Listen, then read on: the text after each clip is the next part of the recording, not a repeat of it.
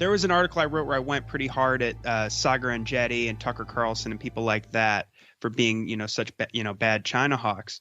But I tried to frame it. I don't even think if you go back to that, I even mentioned Trump's name. Like I deliberately framed it as that this is, we've already bankrupted ourselves, spent, well over, the old estimate is like for just Afghanistan and Iraq and Syria, it's like $6.5 trillion. And I think it's a 5-year-old statistic now where they said that just the interest on these wars was going to be $8 trillion. And now the numbers are way higher than that, especially when you look at all the, the numbers that came out after we, fled Afghanistan.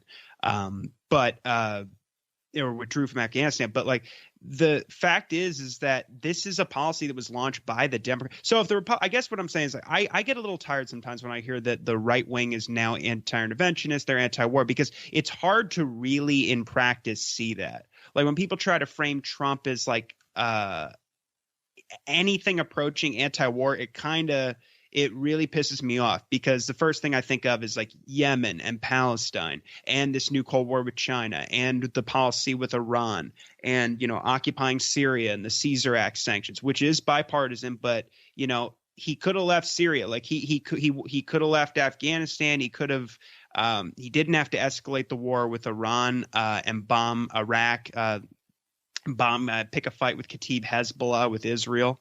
And the Shiite militia. He didn't have to do any of that.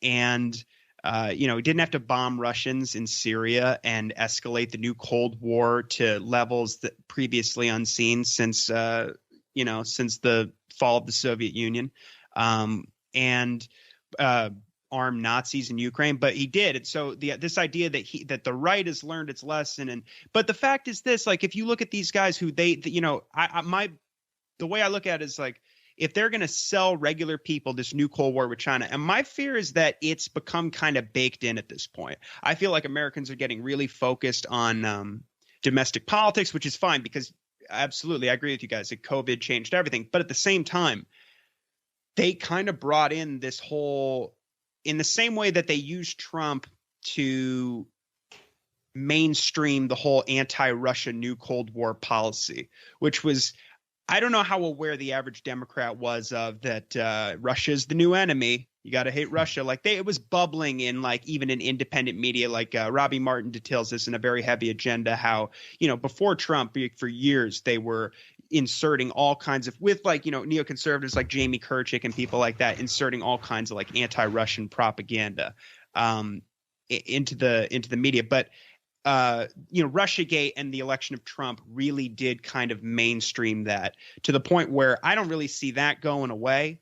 But the China thing, certainly in the COVID era, Americans weren't really paying attention to what was going on in the South China Sea and what was going on in the Taiwan Strait. And I don't know how aware we were of the whole Asia pivot thing, unlike a regular, in terms of like everyday people, we shouldn't have to worry about this. But the fact is we're an empire, so you got to kind of pay attention.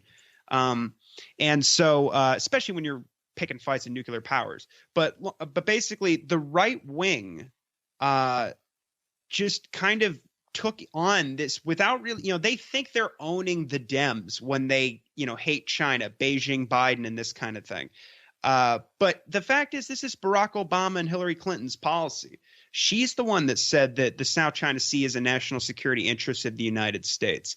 And, Obama is the one who did this. And if you look at like this Taiwan policy, this idea that like, oh, it's the right wing, it's like Jack Posobiec and Tim Pool, or like, telling you got to kind of inserting this whole like, anti-China, are we going to defend Taiwan, or are we going to be, pansy liberals about this and not, defend these people? Like, because I remember Tim Pool saying to Dave Smith, like, I bet the people in Taiwan are scared now that Biden won.